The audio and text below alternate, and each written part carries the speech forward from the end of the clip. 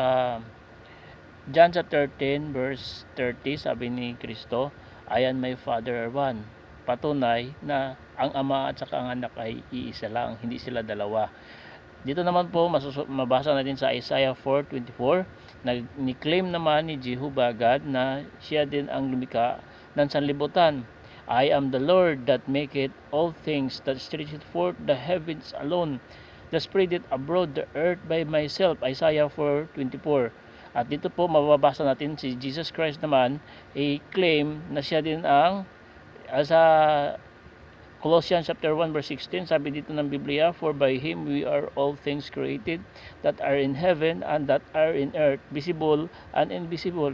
Ibig sabihin po, si Jesus Christ is the Creator, and at the same time, Jehovah God is the Creator. So, iisa lang sila. Jehovah and Jesus Christ is one.